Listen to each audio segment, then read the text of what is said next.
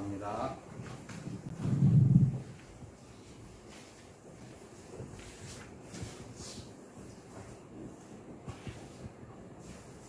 성탄절에 대하여 어제 김 목사님께서 잘 말씀해 주셨고, 오늘 그 뒤로 이제 계속해서 얘기를 이어가겠습니다. 많은 밝은 얘기가 있습니다. 좀 선행도 있고, 여러 가지 있고, 근데 또 어두운 얘기도 있습니다. 그런데 그럼에도 불구하고 성탄은 큰 기쁨의 좋은 소식이라고 그럽니다. 누가복음 2장 10절에 이렇게 얘기하죠. 천사가 이르되 무서워하지 말라, 내가 온 백성에게 미칠 큰 기쁨의 좋은 소식을 너에게 전하노라. 그러니까 큰 기쁨의 좋은 소식이에요. 예수님 탄생하신 것은. 왜냐하면 예수님은 죄에 빠진 우리를 구원하시려고 하나님이 친히 인간이 되어 태어나신 날이기 때문에 그렇죠. 여러분 탄생도 귀중하지만 이건 여러분 한번 생각해 보십시다. 시간과 공간을 좁히고 하나님 인간이 되었다는 것. 어쩌면 우리가 키우는 강아지처럼 친하게 해서 강아지가 되는 것도 훨씬 어려우면 어렵지 쉽지는 않았을 거 아니에요. 그러죠? 예. 자, 그런데 예수님이 오신 것을 탐탁하게 여기지 않는 사람이 있었습니다. 예, 오늘 본문에 보면 헤롯 왕입니다. 예수님이 탄생한 것을 알았습니다. 몰랐으면 그냥 지나갈 수 있을 텐데 알았거든요. 그러니까 유대인의 왕인 자기가 계속 왕을 해야 되는데 유대인이 내 왕이 낫다고 그러니 그럼 뭐입니까? 자기는 이제 물러가야잖아요. 잘못하면 죽어야 되잖아요. 자신의 자리가 위태로울 수 있다고 생각하는 거예요. 도저히 자신 외에 다른 유대인의 왕을 용납할 수가 없는 겁니다. 그래서 수많은 영아들을 살해했어요. 거기에 단초를 제공한 자들이 바로 공방의 점성술사입니다. 이런 나죠. 예. 그 사람들이 헤롯을 찾아와서 유대인의 왕이 어디에 나시냐고 물었습니다. 깜짝 놀란 헤롯은 성경학자들 모아놓고 잠을 회의했겠죠. 그랬더니 미가서에 말한 대로 메시아가 베들레헴에서 날 것이다. 이 예언을 전해주었습니다. 그 말을 공방박사들은 듣고 베들레헴에 가서 예수님을 찾아서 경배했습니다. 그리고 나서 돌아갈 때 헤롯한테 가가지고 어디서 낳고 누구였습니다 하고 보고를 해야 되는데 그날 저녁에 꿈속에서 천사의 지시를 받습니다. 헤롯에게 가지 말고 가서 만나면 틀림없이 누군지 알려주니까 가지 말고 바로 내 나라로 돌아가라. 이렇게 해서 자기 나라로 돌아간 거예요. 이렇게 동방박사들이 자기 나라로 돌아간 다음에 또 요셉에게 이 앞전에 꿈에 나타났던 하나님의 천사가 요셉에게 또 꿈속에서 말합니다. 야 요셉아, 헤롯이 아기를 죽이려 한다. 그러니까 너는 일어나서 네 아기와 아내를 데리고 이집트로 피신해라. 그리고 내가 돌아올 때까지 돌아오라고 지시할 때까지 거기서 머물러 있도록 해. 야 빨리 서둘러라. 이렇게 말씀을 한 겁니다. 요셉은 그날 밤 바로 일어나가지고 아기 예수를 데리고 베들레헴을 떠나가지고 이집트 땅으로 급히 피신합니다. 여기 목숨이 달렸잖아요. 네, 그 길이 사막길이기 때문에 쉬운 것은 아닙니다. 자, 이집트에 보면 그때 당시 이집트에 유대인들이 한 100만 명 정도가 살고 있었다고 해요. 이 100만 명 정도가 여기저기 옹기종기 모여서 마을을 이루고 살고 있기 때문에 이집트로 피신을 해도 요셉 가족이 살기에는 전혀 불편함이 없었겠죠. 동족이라면 깍딱 죽는 사람들이 유대인들이에요. 그럼 거기 가서 내가 유대족 속에 이렇게 왔다고 하면 반갑게 해주고 일자리도 주고 챙겨줄 거예요. 아주 낯선 피난이가 아니고 잘 적응했을 겁니다. 이집트로 내려간 요셉은 BC 4년에 이 헤롯이 죽는데 이 헤롯 왕이 죽을 때까지 거기서 살았어요. 그리고 죽은 후에 유대 땅으로 돌아옵니다. 그래서 선지자 호세아가 예언한 것이 내가 이집트에서 내 아들을 불러내온다라. 이 예언이 이루어진 것입니다. 자, 여러분 하나님께서는 공의와 권능을 가지고 우주 만물을 통치하시고 주관하십니다. 그런데 헤롯의 손에서 예수님을 구해내셨어요. 세상의 왕들이 꾸미고 있는 음모에 대해서 하나님께서는 야 너희들 웃기지 마 하고 계셨을 거예요. 시편 2편에 보면 이렇게 말씀합니다. 어찌하여 이방 나라들이 분노하며 민족들이 헛된 일을 꾸미는가. 세상에 군왕들이 나서며 간원들이 서로 꾀하여 여호와와 그의 기름 부은 자를 대적하며 우리가 그들의 맹 것을 끊고 그의 결박을 벗어버리자 하는도다.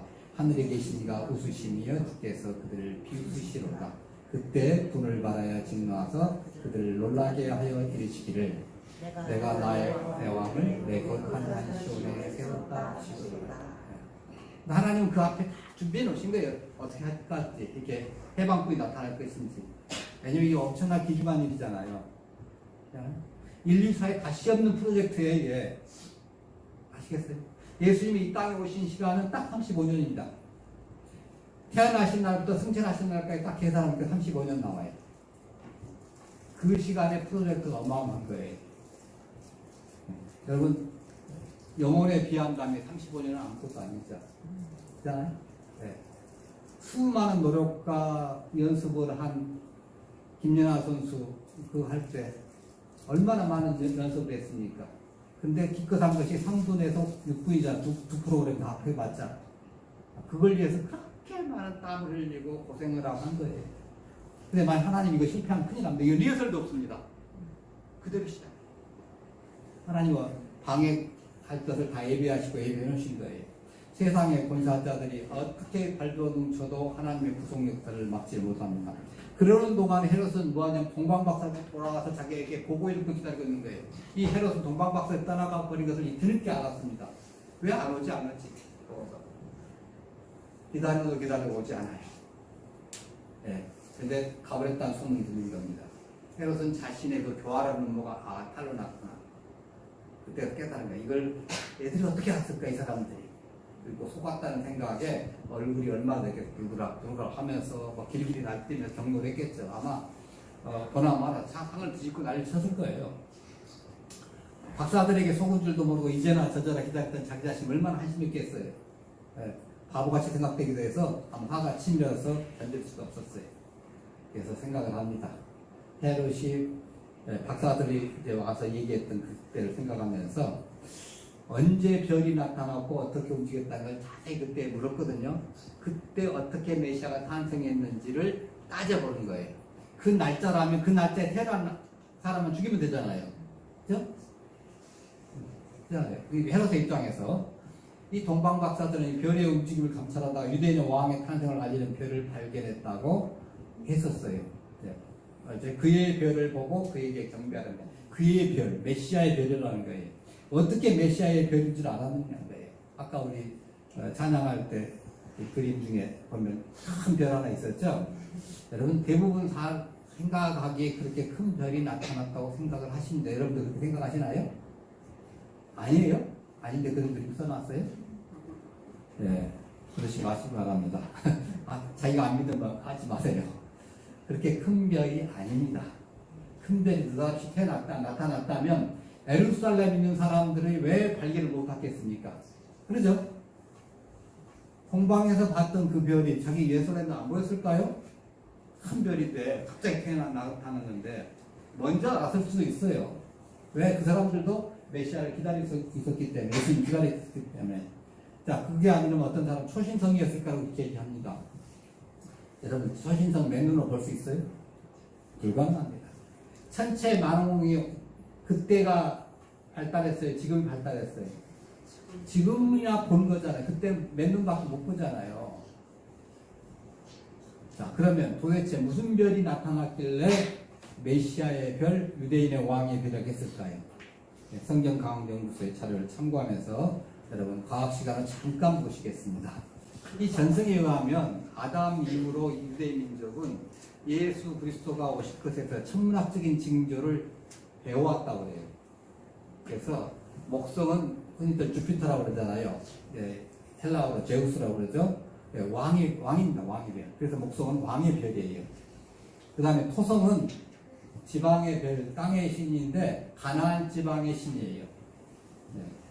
그래서 수성이 있습니다. 수성 머큐리. 안내자인 사자의 별입니다. 이 사자의 안내하는 사람이에요. 안내원이에요. 그러니까 금성은 처녀를 상징합니다. 비너스. 비너스 그 아시죠? 하여튼 천년을 상징하는 행성이에요. 자, 이런 별자리를 이제 통해서 진도를 알 수 있는데, 놀랍게도 예수님이 탄생하기 13개월 전과 7개월 전에 일식이 일어나요. 네, 여러분, 여기 두 개의 일식이 나오는데, 13개월 전하고 17개월 쪽에. 동방박사들은 역시 이 일식 현상을 관찰하고서, 야, 이제껏 우리가 기다렸던 그분, 성경에 말했던 그분이 오시는 거다. 이렇게 짐작을 하고 아마 더 구체적으로 연구했을 거예요. 자, 그래서 세례 요한이 잉태했을 때 이제 별의 모습을 보십니다. 잉태했을 때와 예수님이 태어나던 날의 행성의 배열을 한번 보시면 재밌습니다. 여러분 잘 안 보이시죠? 저 왼쪽 보면 맨 왼쪽이 그 뭐죠? 네, 머큐리. 그 다음에 머큐리가 뭐라 그랬죠? 수성. 예, 수성이 뭐라고 그랬죠? 안내자. 예수님 앞에 오신 분이 누구죠? 세례요한. 세례요한. 그 다음에 뭐예요? 패턴. 그러니까 이스라엘이에요. 자, 이스라엘. 그리고 태양이 있어요. 네. 그리고 그 왼쪽에도 써 있는 거 주피터 가운데 있죠. 그러니까 수성이 나와 있고, 그리고 그러니까 안내자가 있고, 왕, 그리고 이스라엘. 딱 세 개만 조합해서 우리가 말을 이어보면 어떻게 돼요? 이스라엘 왕의 안내자. 그 별들이 나란히 있는 것은. 자, 오른쪽 보면 맨 위가 이제 이스라엘을 볼 수 있는 세턴이 있고요. 그 다음에 이제 주피터 왕의 별 있고, 세 번째가 비너스가 있습니다. 그러니까, 자, 이스라엘의 왕이 처녀로, 그 처녀에게서 난다. 이 말이죠. 그러니까, 처녀가 잉태하여 아들 낳으리라. 이 말이 나온 거예요. 이게, 여러분, 이게 무언일까요? 네. 이걸 본 거예요. 네. 그러니까, 이 땅에 오실 메시아가 처녀를 통해서 나타날 것을 다 이걸 그 사람들이 깨달은 거예요. 왜냐하면 그게 예언이 됐기 때문에. 네, 이사야 7장 14절은. 그러니까 메시아의 별의 별자리도 양이죠, 양. 매 하는 그 양의 별자이기 때문에 어린 양으로 오시는 예수님, 그 예수님을 상징했습니다. 여러분들 실제 요게 그걸 가상해서 지금 그 컴퓨터로 한 겁니다. 나사에 의뢰해서 이걸 자료들을 뺐다고 그래요. 이 성경강령서에 하시는 말씀 보면, 그 날짜 시간에 보면, 예전에 이게 불가능했겠죠. 사람들 일일이 계산한 건데, 지금은 컴퓨터로 엄청난 시간을 투자하지 않고도 짧은 시간에 옛날의 별자리를 정확하게 예측해낼 수 있잖아요. 그래서 지금 한 겁니다. 나중에 시간이 있으면 한번 이제 실제를 한번 보여드릴 수 있을 것입니다. 자, 그러면 우리가 궁금한 게 있죠. 실제 그럼 예수님 생일이 언제예요? 요즘에 많은 그 매스컴이나 뭐 유튜브에서 예수님의 생일은 12월 22일 아니다라고 얘기하고 있는데 맞습니다. 실제 생일은 히브리 달력으로 2월 28일 아담이 태어난 이후 아담력으로 3995년이래요. 그러니까 이게 이제 누구한테 의해서 나온 말이냐면 초대교회 300년 동안에 그러니까 300년 동안에 그 초대교회 기독교인들이 알렉산드리아의 교부였던 클레멘트가 뭐라고 주장했냐면 예수님이 탄생하신 날이 이집트 역으로 팝콘 25일이고 그리고 히브리 달력으로 2월 28일 3995년이다 이렇게 얘기했어요.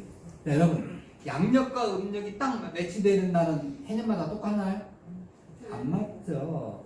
지나면 몇십 년 만에 또는 뭐 몇백 년 만에 한 번씩 있을 수 있어요. 여러분 네, 생일이 양력과 음력 다 할 수 있잖아요. 그걸 갖다가 한번 달력 한번 뒤져보세요. 네, 그 양력까지 뒤져보고 음력까지 뒤져보면 안 맞아요. 내년보다 안 맞고 금년보다 딱 내가 태어난 날만큼 된 거예요. 그걸 본 거예요. 두 달력이 정확하게 일치하는 해. 그게 바로 BC 6년이에요. 네, 그게 바로. 그래서 그리고 이 태어난 날 일로부터 8일 후에 오순절입니다. 이 8일 후에 오순절 날 예수님은 할례를 받으신 거예요. 자, 그래서 아우구스도 황제 호정령 외에도 호정령이 많이 왔다고 아까 이렇게 본문에 말씀했는데 그 외에도 오순절 때문이라도 와야 돼. 애국에서 1년에 한 번, 1년에 3번 예루살렘에 와가지고 그 축제를 지내야 되니까 이스라엘 사람들은. 그러니까 예수님의 탄생 8일 전에 이제 딱 8일 후면 이제 오순절이잖아요. 그때 맞춰서 지금 겸사겸사 사람들이 막 몰려들었을 거예요. 좀 빨리. 그 정도도 있고. 그랬더니 예루살렘이고 베들레헴에 여관이 없는 거예요. 그래서 마구간을 빌린 겁니다. 자, 그 마구간을 빌려가지고 아기를 낳고 8일 만에 예루살렘에 가가지고 할례를 받고 되돌아와가지고 뭘 했겠습니까? 산후조리를 했겠죠. 산후조리는 기본적으로 40일이죠. 남아를 낳으면 40일이고 딸을 낳으면 곱백입니다. 더블이에요. 자, 80일이에요. 토탈해서. 그래서 이 아들이니까 40일 이후에 동방박사들이 왔을 거라고 추정을 합니다. 예. 그런데 이 동방박사들이 바로 와가지고 이제 헤롯에게 들려줘야 되는데 그냥 고국으로 가버린 거예요. 자기 나라 가버린 거예요. 자기가 와서 유대인 왕이 어디서 나셨고 누구인지를 알려줘야 되는데 이런 아무리 기다려도 안 오니까 얼마나 화가 났겠습니까? 그래서 헤롯이 이제 결심을 해요. 누군지를 모르게는 어떻게 해요? 싹 쓸어버리자. 이 생각을 하고 굉장히 나쁜 생각을 한 거죠. 그래서 그 별을 봤다는 시간을 갖다가 따져가가지고 2년 전부터 지금까지 딱 죽여라. 아마 그렇게 나온 거예요. 자, 그래서 자신의 군사들을 이제 모아놓고 이렇게 얘기를 합니다. 야, 너희는 베들레헴과 그 인근 마을을 샅샅이 뛰자. 2살 이하의 사나 아이들이면 무조건이 죽여라. 단 한 명도 얘를 두면 안 된다. 네. 사실은 이런 학사들은 지금은 조금 생각하기 좀 힘들지만은 옛날에 고대 군주제도의 그 포크치아에서는 가능한 일이었죠. 이런 끔찍한 일이 벌어진 겁니다. 예루살렘에서 베들레헴까지는 한 8km밖에 안 됩니다. 근데 헤롯의 군사들이 와가지고 뒤져가지고 1차 죽여서 쫙 끝났죠.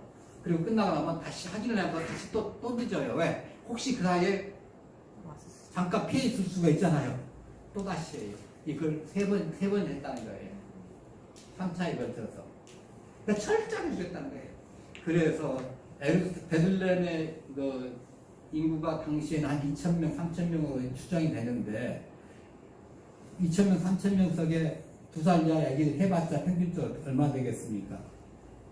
많이 봐야 몇십 명 되겠지 않겠어요? 그랬는데 어떤 기록이 보면 14,000명까지 기록하고 있어요. 그러니까 계속해서 찾고 하는 것 같아요. 보니까 그거는 좀 높여가지고 네. 어마어마한 얘기겠죠. 여러분, 자 마태복음 5장 11절 12절 한번 같이 볼까요? 나로 말미암아 너희를 욕하고 박해하고 거짓으로 너희를 거슬러 모든 악한 말을 할 때에는 너희에게 복이 있나니 기뻐하고 즐거워하라. 하늘에서 너희의 상이 크니라. 너희 손에 있던 선지자들도 이같이 박해하였느니라. 10장 39절에 자기 목숨이 얻는 자는 잃을 것이요 나를 위하여 자기 목숨을 잃는 자는 얻으리라. 예수님 때문에 수많은 영아들이 박해받고 살해당했습니다. 물론 그 영혼들은 천국 가서 하나님께서 특별 대우해 주시겠죠. 그런데 남아있는 부모들은 그야말로 영문도 모르고 생태 같은 자식이 죽어버린 거예요. 죽임당한 거예요. 얼마나 지금 피눈물 나겠습니까? 예. 이러한 잔인한 살상극 하나님은 모르시고 이걸 하셨던 건가? 우리는 그 생각을 해봅니다만은 그건 아니에요. 네. 물론 헤롯이 이 아이를 죽인 것들은 영적인 무지에 소이치죠. 왜냐하면 예수님이 이 땅에 오셔서 자기 자를 위태롭게 하지 않아요.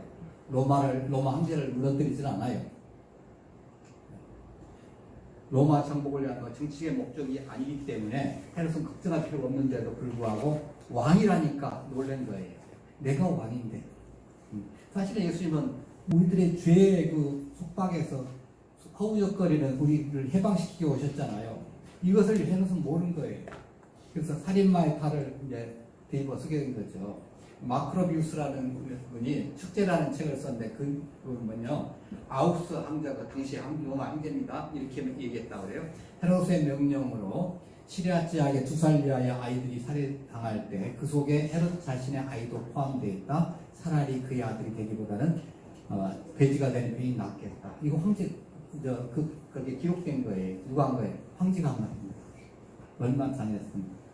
그리고 이제 이렇게 이런 학살이 끝나고 얼마 있다 헤롯은 죽습니다. 그게 BC 4년이에요. 헤롯 학살 때문에 여기저기에서 통곡 소리가 나고 울부짖는 소리가 나고 난리겠죠.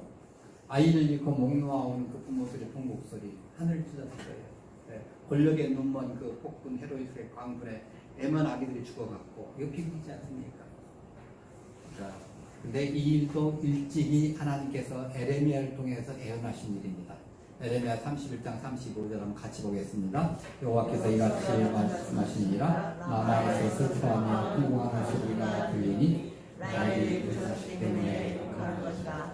그가 자식이 없어져서 방법을 거절하더라. 에레미야가 이 예언을 한 시기는 예루살렘이 멸망할 때입니다.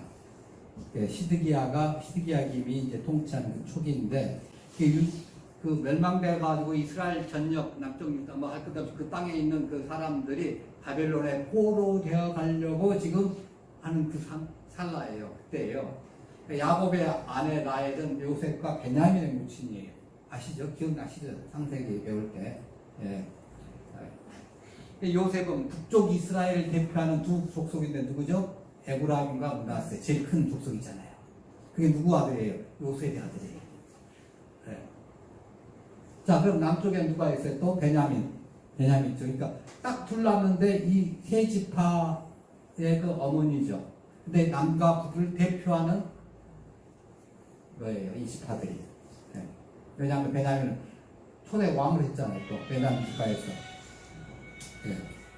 베냐민은 남쪽 유다로 합류된 부족이고 에브라임과 므낫세는 요셉을 통해서 북쪽의 큰 지파들이고, 그래서 라헬은 이스라엘을 대표하는 전형적인 유대인이에요. 그리고 이 라마는 베냐민 지파의 성읍입니다. 예루살렘과 베들레헴에서 가까워요. 북이스라엘과 사마리아 베델로 가는 중간인데 여기에다가 이게 뭐 하는 데냐면요, 라헬의 묘도 그 근처에 있습니다. 라헬의 묘가 있고, 또 하나는 유다와 이제 그 망할 때 이스라엘 전역에서 포로로 끌려 나온 사람들 다 잡았잖아요. 라마에다 직결시켰어요. 라마에다 직결시켜놓고 최종적으로 여기서 선별해서 보내고 누구는 빼고 하는 거예요. 여기가 라마예요. 그러니까 그 부모들이 내 아들이 포로로 잡혀간다고 하니까 다 쫓아왔을 거 아니에요. 와서 보는데 에레미야를 제외한 나머지가 다 끌려가는 거예요. 어떻게 했습니까? 통곡이잖아요. 왜? 다시 못 볼 거니까. 지금 같으면야 뭘 일하러 가도 쫓아가지만 지금 포로로 끌려가는 거예요. 가서 죽을지 살지도 몰라요. 그래서 통곡하는 거예요. 그 장면을 지금 요 장면이다. 그때 라헬이 애곡했다고 애통했다고 표현한 겁니다. 에레미야 선지자는 이스라엘의 바벨론 포로되어 간 그 이제 바라보면서 라헬이 그녀의 무덤 속에서 자신들의 범죄로 포로가 된 자손들, 그 자식들이 끌려가는 모습을 바라보면서 통곡하고 있다. 이렇게 표현한 거예요. 자, 그래서 옛날 이스라엘의 조상 야곱이 사실은 가나안에 정착할 당시에 라마에서 야곱이 쭉 바다라면에서 이제 자기 고향으로 돌아오다가 그 베들레헴으로 가는 도중에 이 자식이 없어 슬퍼했었던 이 라헬이 둘째 아들 베냐민을 낳다가 상고로 죽어버립니다. 그리고 베들레헴 길에 장사가 됩니다. 그리고 거기 라헬의 묘로 하는데 그게 바로 라마 근처에 있어요. 이 사건을 갖다가 이 마태복음의 저자인 마태가 베들레헴의 유아 학살에다가 연관을 시켰어요. 바벨론 포로 장면을 보면서 이스라엘의 어미 라헬이 애통한다는 것인데요. 그러니까 바벨론 포로기 때 다윗의 혈통에서 이어지던 왕권이 물러나고 이방의 속박으로 인해서 눈물을 흘리며 상승했을 거 아니에요. 근데 이제는 또 다른 이방인 헤롯이 누굽니까? 유대인이 아니잖아요. 에돔 사람이에요. 에돔은 누굽니까? 에서의 자손이에요. 그러니까 어떻게 보면 아브라함의 후손인 건 맞지만은 하나님의 언약 백성은 아닙니다. 하나님은 언약 백성 아니에요. 쉽게 말하면 천국 백성은 아니에요. 네.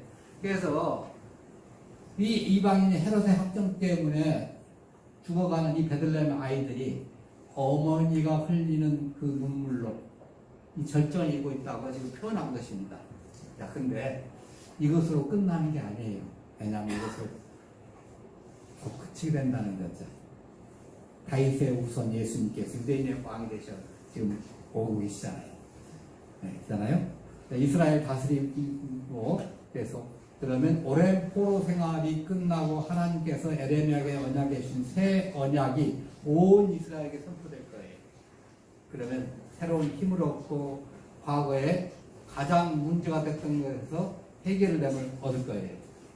자, 그래서 마태복음 26장 28절 이렇게 얘기합니다. 이것은 죄사함을 얻게 하려고 많은 사람을 위하여 흘리는 바 나의 피 언약을 듭니다. 우리가 성찬식 할 때마다 이 말씀을 선포했잖아요. 네. 뭐죠? 죄사함. 죄사함. 죄 때문에 끌려갔는데, 죄 때문에 끌려갔는데 그거 해결해 준다는 거예요. 이걸 조금 영적으로 한다 뭐예요? 죄 때문에 우리가 지옥 가던 우리가 사탄에 끌려가서 지옥 가던 우리가 예수님의 십자가의 볼로 말미암아 천국으로 갈아탄다는 거예요. 자, 에레미야 31장 31절부터 34절까지 한번 같이 봅니다. 여호와의 말씀입니다. 보라 이르리니 내가 이스라엘 집과 유다 집에 새 언약을 맺으리라. 이 언약은 내가 그들의 조상들의 손을 잡고 애굽 땅에서 인도하여 내던 날에 맺음과 같이 아니하였으나 내가 그들의 남편이 여겼어도 그들이 내 언약을 탈취했습니다. 여호와의 말씀입니다. 그러나 그날 후에 내가 이스라엘 집과 맺으러 하였더니 곧 내가 나의 법을 그들에게 새기며 그들의 마음에 기록하여 나는 그들의 하나님이 되고 그들은 내 백성이 될 것이다. 여호와의 말씀입니다. 그들이 다시는 하나님과 행렬을 할 터이를 너는 여호와를 알라 하지 아니하니 이는 작은 자로부터 큰 자까지 다 알기 때문이라. 내가 그들의 악행을 사하고 다시는 그 죄를 기억하지 아니하리라. 여호와의 말씀입니다. 예수님이 오셔가지고 이스라엘이 포로되었다 같은 것처럼 우리가 죄의 노예가 되고 포로로 되어서 사탄에게 끌려서 질질 끌려서 지옥 가고 있는 걸 이걸 해결해 주신다는 거예요. 이러기 위해서 예수님이 오셨다는 거예요. 자, 그러니 이제는 비극 끝 희극이라는 거예요. 여러분, 하나님께서 죄의 어덕이를 우리에게 구하기 위해서 시공을 좁혀서 사람으로 오셨습니다. 예, 그 사람으로 오신 성자 예수님은 지금도 우리와 함께 계십니다. 그 예수님 오심으로 우리의 인생에 의미가 있는 거예요. 여러분, 예수님이 우리의 인생에 빠지면 무슨 의미가 있겠어요? 의미 있어요? 저는 상당히 많은 나라를 돌아다녀 봤습니다. 많은 걸 봤어요. 직계국 다니면서 많은 것을 봤는데 예수님을 빼면 아무 의미가 없어요. 인생이 휘황찬란하게 폼잡게 산다고 살다가 죽다 하더라도 의미가 없어요. 예수님이 대속하심을 우리가 믿음으로 구원받은 우리 인생만이 영생을 누려요. 그래서 진정한 행복을 누립니다. 진정한 평화를 누릴 수 있습니다. 영원한 행복을 누릴 수 있습니다. 거기에 우리가 살아갈 수 있는 동력, 사랑이 있어요. 근데 헤롯은 어떤 사람이었어요? 자기중심적이었어요. 내가 내 인생을 개척하고 내가 내 인생의 주인이 됐어요. 우리는 예수님께 내 인생의 주인 자리를 놔드리는 사람이에요. 헤롯은 자기 인생의 주인이 자기예요. 그래서 내 자리를 지켜야 되겠다. 내가 유대인의 왕이니까 끝내 유대인의 왕으로 남아야겠다. 다른 유대인의 왕을 나는 용납치 않는다. 그래서 심지어 자기 자식들까지 죽인 거 아시고? 그런 악독한 왕입니다. 네. 그래서 속은 줄 알고 많은 아이들을 죽였습니다. 그때 헤롯의 나이가 68세 만. 네. 그러니까 자기가 영원히 살 줄로 착각한 거죠. 그러니까 그 때문에 예수님이 오시기 위하여 많은 사람들이 희생된 겁니다. 많은 영혼들이 천국을 가게 된 거죠. 귀한 역사를 이루기 위하여 많은 희생들이 요구된 거예요. 이것은 우리가 뭘 생각해 볼 수 있냐면요. 그만큼 우리가 하나님의 사랑을 받고 있다는 말이에요. 그렇잖아요? 여러분이 어떤 물건을 살 때 그 값이 비싸면 비쌀수록 나한테 뭐 한 거예요? 가치 있는 거라고 생각하기 때문에 그 값을 주고 샀죠. 아무리 좋은 것도 나한테 가치 없다 생각하면 내가 못 감당한다면 안 받아요. 그저께 어떤 프로그램 보니까 중동의 버즈 아일랜드 뭐 어마어마한 1200억짜리 저택을 얘기하더라고요. 거기 관리비가 수천만 원, 수억씩 나간다고 그래요. 네, 여러분, 그거 저는 줘도 못 삽니다. 그냥 줘도. 사실 필요 없고요. 엄청 커요. 필요가 없어요. 근데 내가 꼭 필요하다. 많은 사람들과 사기 필요하다고 사겠죠. 돈도 있고 그러면. 근데 그만큼 가치가 있다면 살 거예요. 근데 가치가 없다면 한 푼을 줘도 그냥 줘도 안 가졌습니다. 네. 그러면 이렇게 큰 희생을 당하고도 예수님 오셨다. 그러면 그만큼 우리가 가치 있는 인생이라는 거예요. 정말 저와 여러분은 가치 있는 인생입니다. 옆 사람에게 당신은 참 가치 있는 분입니다. 대단한 분입니다. 한번 인사 한번 해주십시오.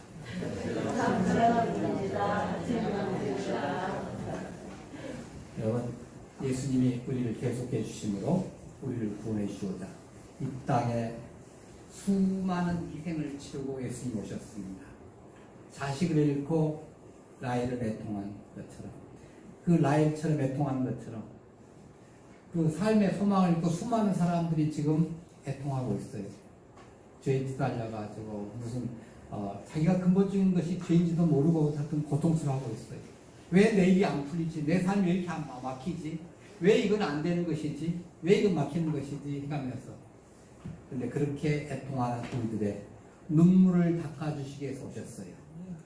그것 때문에 우리는 기뻐해야 돼요. 성탄절에 우리가 기뻐해야 될 이유가 바로 그것 때문이에요. 네, 메리 크리스마스. 기도하십시다. 네. 하나님 앞에 기도하십시다. 하나님 앞에 시간 우리가 같이 개인적으로 결단의 기도를 한번 같이 하십시다. 하나님 독생하신 예수님을 보내주신 만큼 우리를 사랑해 주셔서 감사합니다. 그 많은 희생을 치고라도 우리를 사랑해 주시니 감사합니다. 주님의 대속하심으로 주님의 은혜로 구원받게 하시니 감사합니다. 예수님을 내 인생의 주님으로 모시고 살게 하시니 감사합니다. 주님의 음성 따라 순종하며 살아가게 하여 주옵소서. 하나님의 구원 역사를 방해하는 사탄의 도구가 되지 않게 하여 주옵소서. 하나님 나라의 확장을 위한 도구로 쓰임받게 하여 주옵소서. 하나님의 영광을 드러내는 도구가 되게 하여 주옵소서. 지하늘이 함께 결단의 기도를 드리겠습니다.